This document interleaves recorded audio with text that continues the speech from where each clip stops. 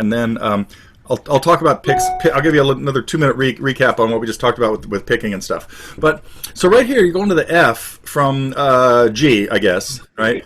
And especially since we're doing a strum that has just a bass note hit on the first beat, don't try to put the whole chord down at once, because you can hear what most of the time what happens there is you're not happy with the sound you got on the bass note, so you stop and you hit it again.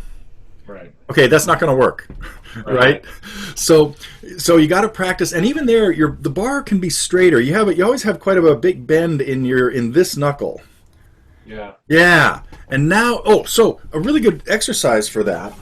We may have talked about this too, but a good exercise for that is just get the bar down. Again, yours looks a little bit like this, and I'm kind of exaggerating it, but try to get it a little straighter, and then make sure that you're kind of leaning it onto this side of your finger, right? It's almost like if you bring your elbow way in, you can feel how this finger rotates a little bit. That's so you really want to have more of the side of your finger on the bar, not right down the center where there's too much padding, right? So you kind of got your hand turned this way a little bit, and then but so the good exercise I was going to talk about, we may have talked about this too before, is put it on and make sure that bass note is clear, and then just practice putting these fingers on and off and strumming once with no fingers on, and then trying to put them down, because that's how much time you have. You've got a whole beat to get the other fingers down. Right. Yeah. Yeah.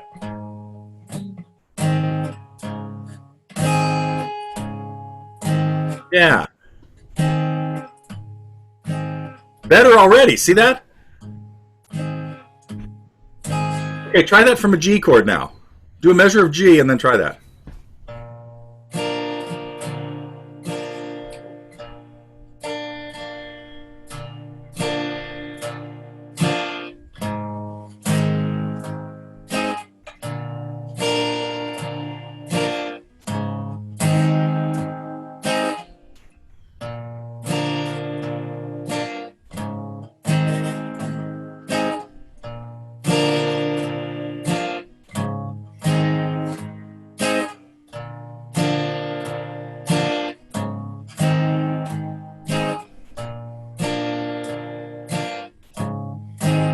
Yeah. Yeah. That's a whole lot better. Yeah. Yeah. And one thing I don't think I mentioned this. I know I didn't mention this just now talking about the pick. But when you're strumming down across the string, well, actually, let me tell you the one part I forgot. Then I'll recap everything I just said about picks. Is that when you when you're strumming, this fingernail hits the strings as well, not just the pick. So like this finger almost kind of like preps the string to be hit by the pick. So when you're strumming down across the strings like that, this nail is brushing down across the strings as well with the pick, getting a little bit of pre-reverb almost kind of sound. So again, extend your fingers a little bit more.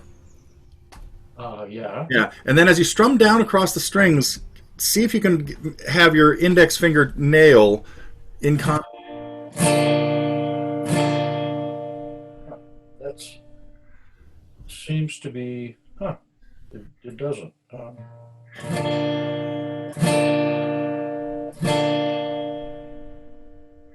You might have to. Yeah, I'm not sure if you have to change the angle of your index finger a little bit so that it's like I tell people to put the pick almost perpendicular to the fingertip, and then your thumb goes across like that. But that's not really the case. I really have this finger. I don't know if you can see that, but I've got it, almost diagonally across the pick a little bit, so that my nail here is very close to the tip of the pick, just about 3/8 of an inch away. That way. Okay. Feel that? Yeah, I can do it if I angle it that way. If I angle it that way, where the angle it's going across, if you will. Yeah. Okay, so the back of the nail of this one should, in whatever the pick placement is, the back of the nail should be engaged. It's here. Yeah, just a tiny bit. Yeah. Okay. Yeah. Okay. And that that definitely softens up the sound a little bit too, because now the string, when the string gets hit by the pick, a micron of a second later or something, the string's actually already moving a little too. I mean, so it doesn't have that harsh sound when you just strike a thing. So Okay. yeah. Okay. Well, that's okay. Okay. Yeah. Well, So the whole, let me recap everything I told you about a pick a little while ago, but even there we just went into how to hold it. But when you hit single bass, so we're talking about the 3/4 strum and making sure that we want to hear a little up on 3, right? So when I hit that bass note again, I'm coming in at an angle from like out here in slow motion, and then just the tip of the pick hits the string, but more of the pick hits the next string, and that stops it. So we call that a rest stroke in music, when you use a neighboring string to stop whatever else is going on. It happens in classical guitar all the time, where they strike strings like that with their finger doing this, rather than in finger picking. I virtually never do that, and especially on a steel string guitar. But it's a common thing in classical to hit a note like this, because you can hit it a lot harder and not have it distort, especially with nylon strings.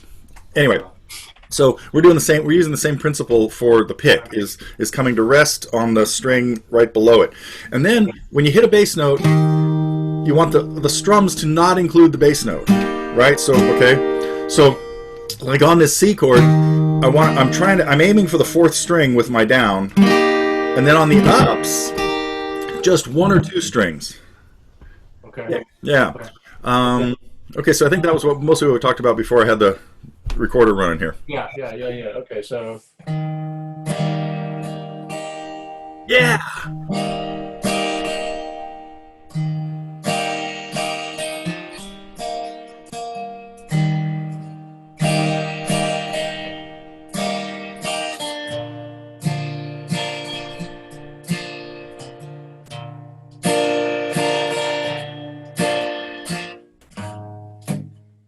That's okay. That was great.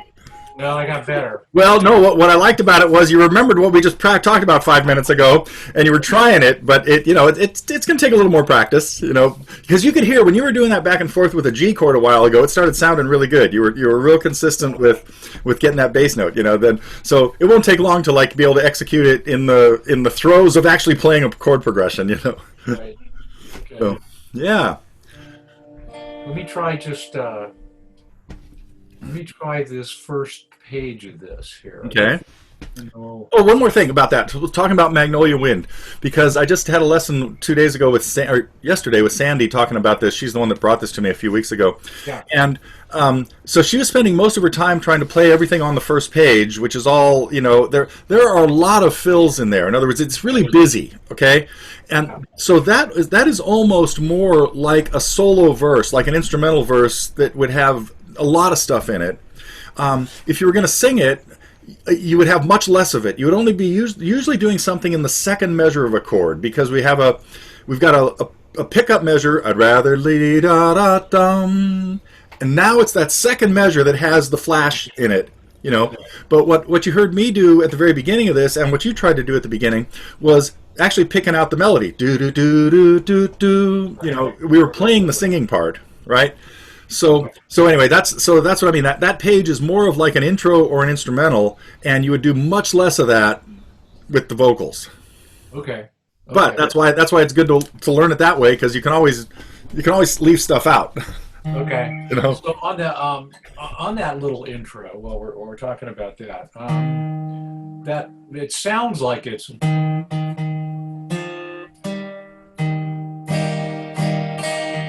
Is that the? That's what I hear as the melody. I probably don't have that written down on that page, do I? It's not. It's not. But is it a down up thing? I mean, that's what. Yes, because those first. Well, and also when you're going to play an instrumental, when you're going to play the melody that you otherwise would be singing, and you have a lot of repeated notes, you don't have to hit as many. I'd rather sleep in a. There were like 6 C's in there, right? 2 or 3 is enough. And you could hear like right there, ba ba ba ba ba, or just 2 is enough, ba ba ba. And you're right, that those first 2 would be their 8th notes, so they'd be a down and up. Right, and all the rest are downs because they're all just quarter notes. Right. Yeah. Right.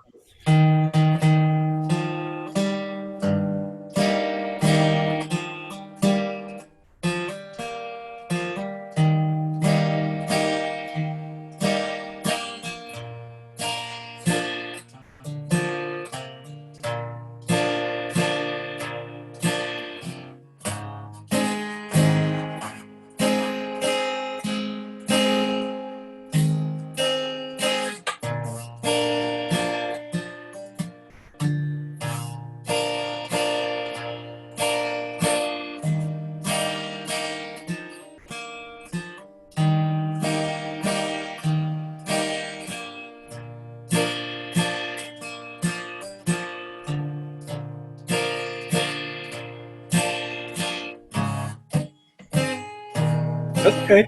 Whoa. Okay. Okay.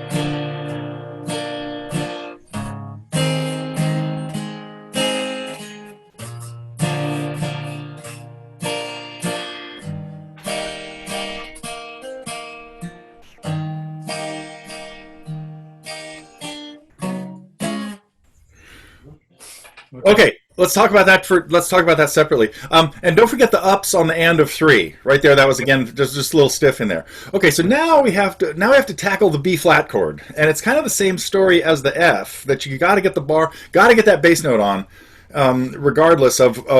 So make sure that you practice that again as a two-step thing.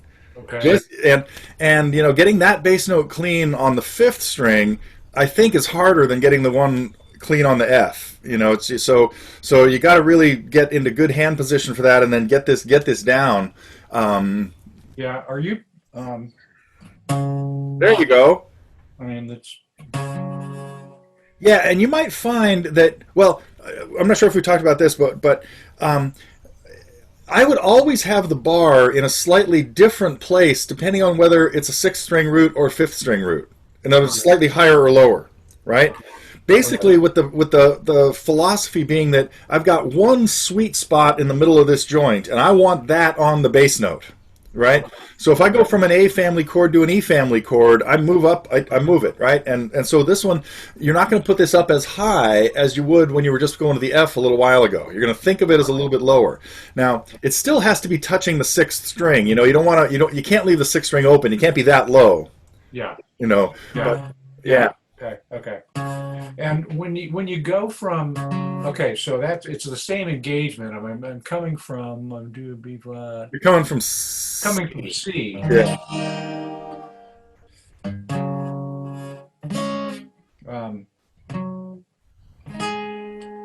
Yeah, when that's interesting. When it's lower, and I got to get this out over here. Well, and it might be, yeah.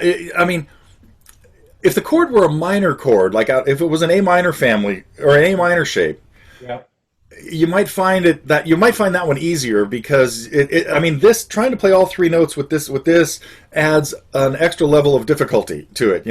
That is not there in the minor shape because that's just like the major shape in the E world, right? Right. But there's always so this B flat. There's always that approach. And if you're comfortable with that, if you have better success with that, yeah. I mean, there are millions of guitar players that play that chord that way. Maybe not millions, but depends on how. Yeah. So not everybody. Most people. I'd say there's about 30 or 40% of the population of the guitar players that can do this really accurately with the flattened out finger. And a lot of so it's now that sounds really good. Yeah, so it's worth working on, But one other kind of little sideline of this, there is nothing wrong with playing most B flat chords out of the other family, out of the E family. Where would it be? B minor out of B flat. B flat out of the E family. Okay, let me just think about that for a second. Out of the E family. So if we're up here, we're in the E family. Right. Now we've got a bit of a problem here, right? Because of the capo, it's like make sure that you think of that chord you were playing right there was an F in your head. Oh, right. Right? Okay, so we have to take the capo out of the equation. We're not looking for a real B flat. We're looking for a B flat relative to that being F. Relative to this being F, and that's G. Yeah. And that's A. And so that's B flat. Right. Yeah. So, turns out we're 5 frets higher than where we were for F. For F. Okay. So in the absolute world, when we're not talking about capos, F is at 1. Right. And B flat is at 6. It's 5 frets from F to B flat. Right. And that's always the relationship between an E family chord and an A family chord at the same fret, Right. because those two strings are 5 frets apart. Frets apart. Right. Right? So even though that might seem like, wow, well, I'd go to all the trouble to go way up the the neck for this, it's not really much trouble at all.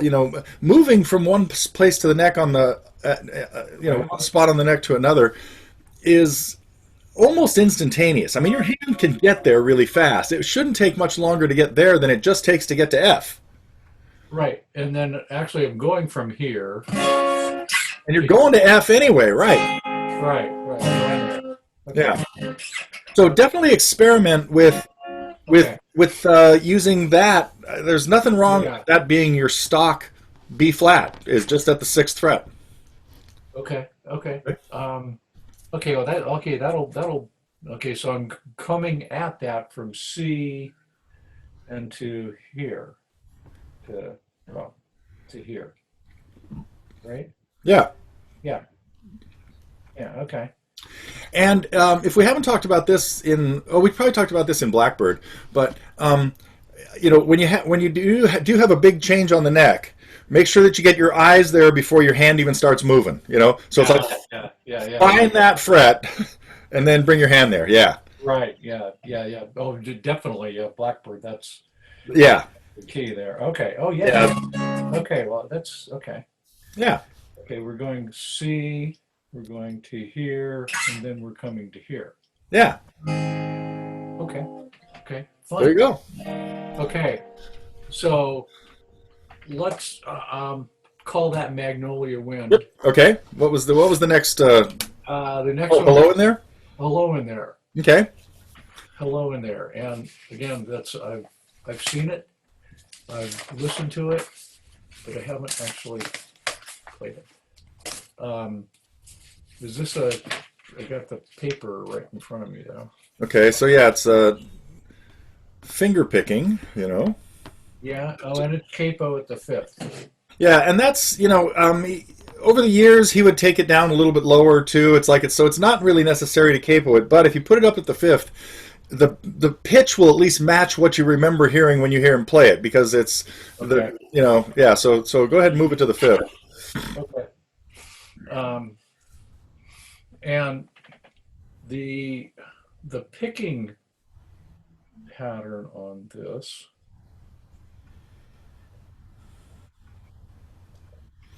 Oh, one more quick sideline. I was talking about the Blaze Foley story. Oh yeah. So the Avett brothers did the song too. There's a thing of them in like a radio station or a recording studio doing this same song, Clay Pigeons. So it's like, oh man, I figured, okay, John Prine does it, the Avett brothers do it. It's like, it's now become a pretty well-known song of his. He died back in the 80s in a stupid accident, got shot by, anyway. Yeah, it sounds like he was actually trying to protect an old man's rights who was being ripped off by his son. Anyway, it sounds like... Was he a performer too? I think mostly in and around Texas. Like he played in Austin and places like that. I don't think he ever got any recognition outside of it. I mean, I'm just finding out more about him now. But yeah. So that was. Yeah. If he was still alive, how old would he be? I think he was born in the mid 40s. So 70-ish. Yeah. So. Anyway, okay, so this one opens up, and I'm not sure if we talked about this in Illegal Smile, but we might have. John's finger-picking things just keep a steady alternating bass going back and forth with some general notes played in between and some little embellishments here and there. Yep. But an important thing about this one is the very first measure. We hear that as a really distinctive thing of what happens here, where it starts with a melody note before the bass note, right? So it's got a pickup note before the first bass note. Yeah. And then we hear this pinch on beat 3. We hear that high G on beat 3, I think. And that's kind of, and then we hear a hammer on in the second measure on the A minor. And that's kind of like the unique characteristics of the opening to this. Okay. Yeah. So yeah, it starts. The Legal Smile starts like that. Actually. Yeah, and so does this. That's, in other words, it's like a common trick of his. Or You know, it's his favorite tool. Okay, so okay, okay, but the melody note just carries through to Right. right. Yeah.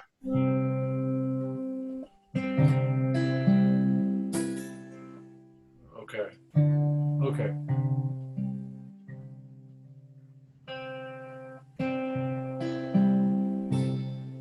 Wait, you need that high G on. Oh, Your little finger missed. Yeah. okay.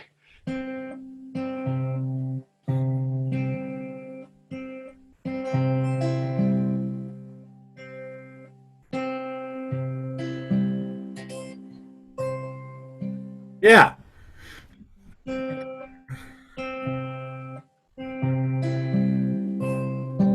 There you go. Really good. Yeah. Okay. Okay. So when you're, we talked about this in some other songs too, but this is, I think you've got a good feel for that rhythm there. It's kind of like tap your way in. Make sure you're feeling the beats before you start playing, so that you get that note on the and of 4, and then that bass note on 1. 1, 2, 3, 4. You know that's how start. Yeah, so that you've got the rhythm running through your body first.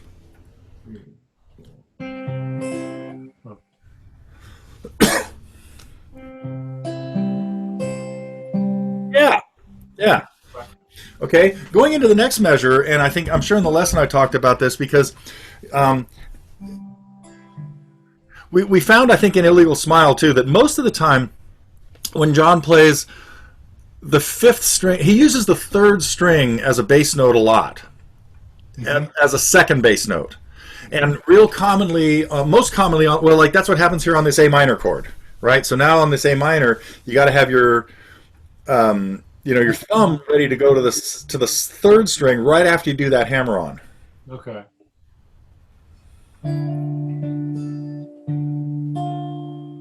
Now. Yeah, yeah.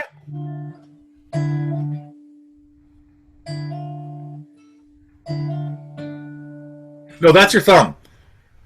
Oh, it's my right here. Right, that's the bass note. Okay. Okay.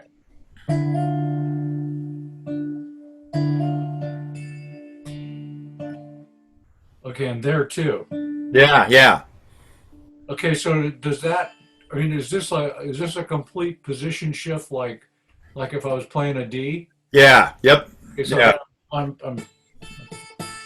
Yeah, adjust your capo a little bit. It's a little the capo's a little angled there. The first string's not coming out very clear. okay. There you go. Yeah. The and we have options here. I tend to like to, if I'm going to use the 3rd string as a bass note, like on a D chord. Well, we're doing the same thing here on A minor. Anytime the 3rd string becomes a bass note, I don't play anything with this finger anymore. It's like I move these 2 fingers to the top 2 strings. Okay. Okay, so like, oh, actually, I don't know if I would do that here. Let me think about this.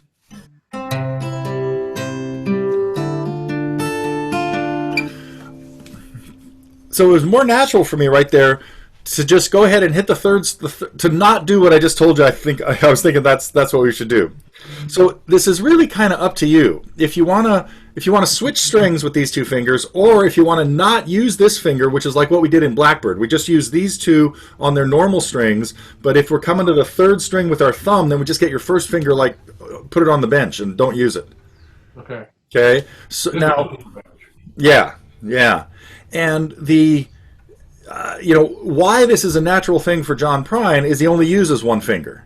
Right. So he moves it to whatever. So he rarely would use all 3 strings, all 3 top strings equally in a pattern.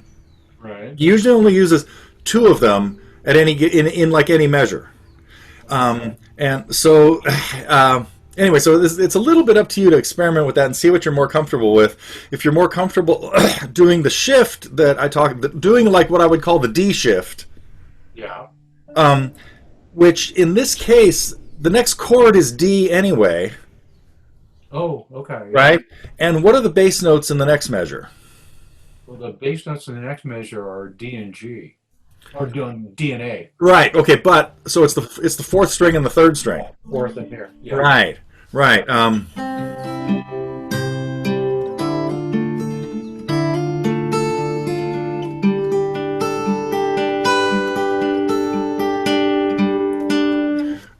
So this becomes kind of a question of when would that shift happen? We definitely want that shift to happen on the D chord. Yeah. Whether we did it, to me, it doesn't feel. When I would do it is on the A minor, is I would still do that first pinch on the A minor with my second finger, Okay. and then as soon as my thumb goes to the third string, that's when I shift. Okay. And now I'm set up for the D. Right. Like it feels really unnatural for me to do something like this and go to this A minor, hit the normal bass note I would, and then do that pinch with my first finger.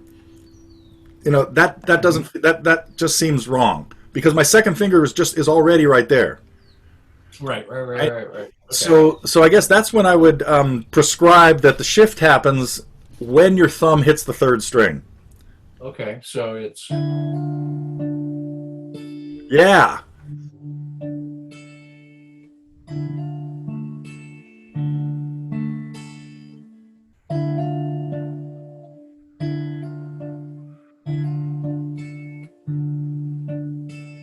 Wait, isn't there another note in there after the third bass note?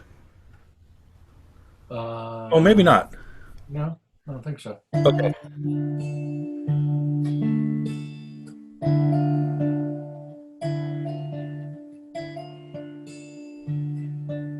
Right. Oh, now I know what I'm thinking. Okay, that last note, the last melody note that comes in on the and of beat 4. You should be done with the A minor. By the time you hit that, you should be on your way to the next chord because that note is part of the next measure. It's not really part of this measure. That's why that was sounding weird to me because if you stop right there, if you're going to stop at the end of that measure, don't play that note on 4 on the and of 4. Like if you're just practicing the measure, well, I guess you got to do that. Never mind. But it's like that note doesn't make any musical sense until you hear the next bass note. Okay. So as soon as you hit that open E, you got to be done with the chord and get the open D in the bass now on the first beat of the third measure. Okay. I think I see that. So starting from the hammer on.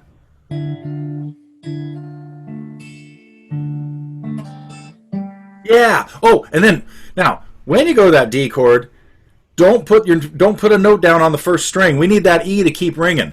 Oh, right. Yeah. Okay. So you're not going to you're not going to put that F sharp on till a couple beats later. Right. Okay. So the E has to ring into that measure of D. Yeah. I see that. Okay. Let's see. Let's see. Go.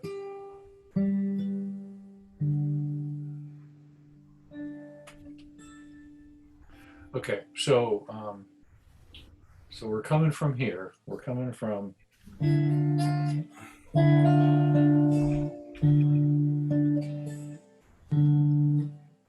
Yeah.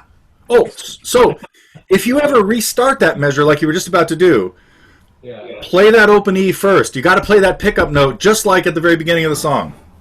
Okay? So you can't start that measure on the first bass note. Got it. Okay? Because you got to get used to hearing it with that E ringing already. Yeah.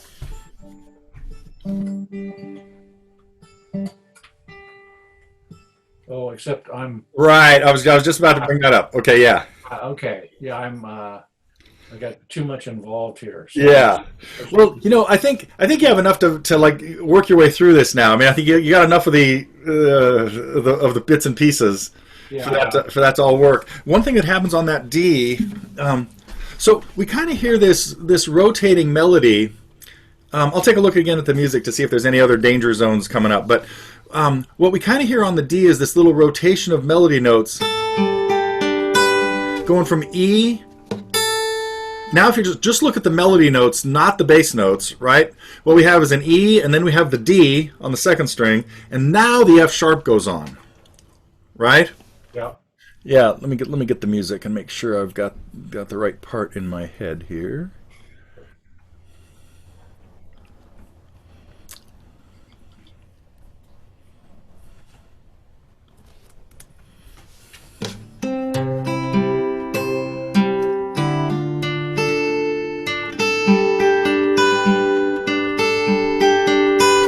Right, and so that little sequence of three notes going from the E, the three melody notes, the E, the D to the F sharp,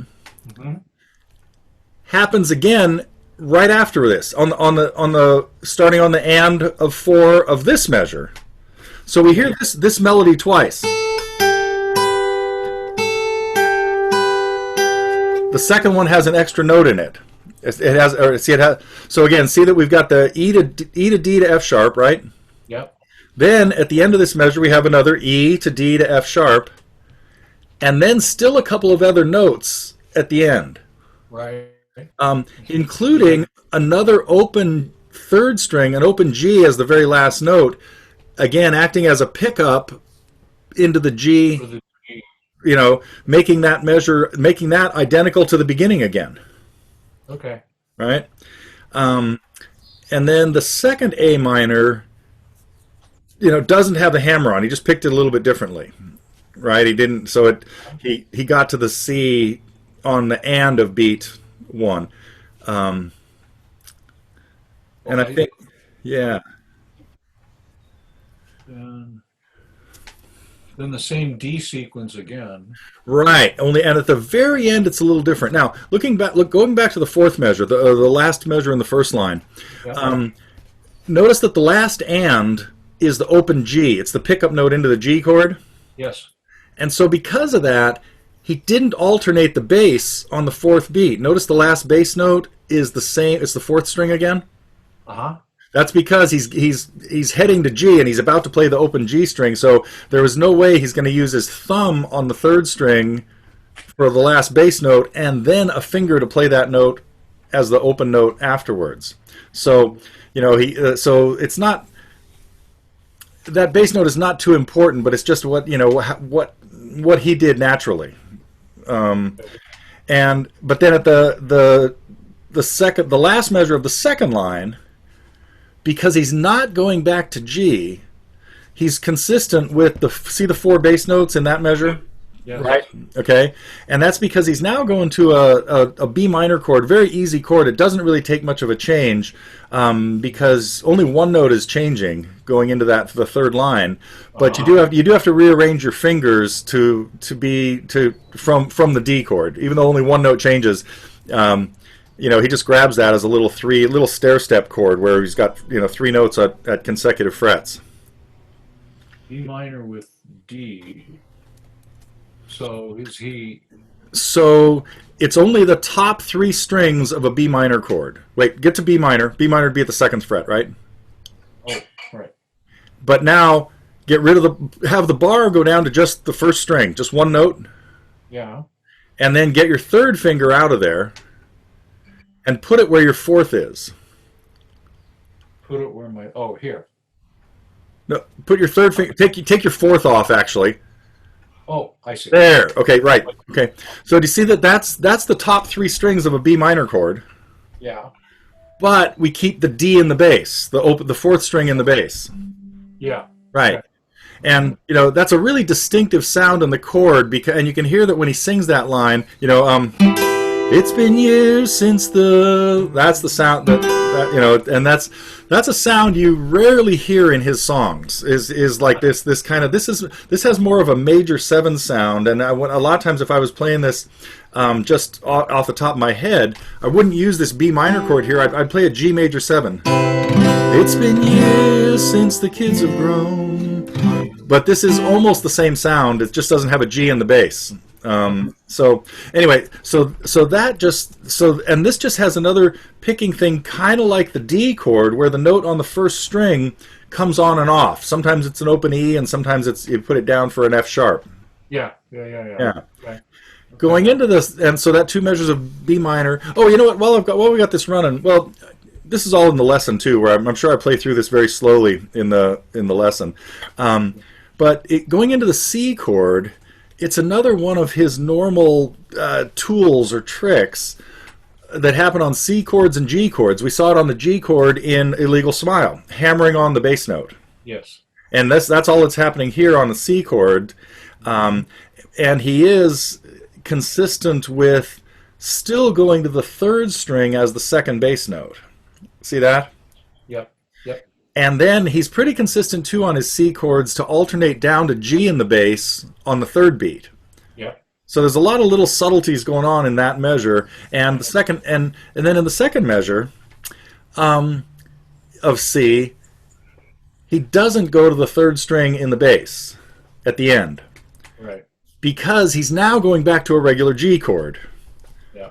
So the little doohickey that happens at the end of that measure is the same as the end of the fourth measure of the first line, where he's changed his bass note to the fourth string and then hit an open G on a pickup G on the way back into the G chord. Right. Yeah. So. Then he's coming up here. Yeah. Okay. Yeah, and then I think just like in Illegal Smile, it ends there's a little turnaround on the D with F sharp in the bass. Yeah. Yeah. So I think you got enough to wade through that now. Yeah. I think that's between that and Guy Clark and some pick practice. I got plenty to do here. Yeah. That's great. That's great. So, fun. Well, I will work through this.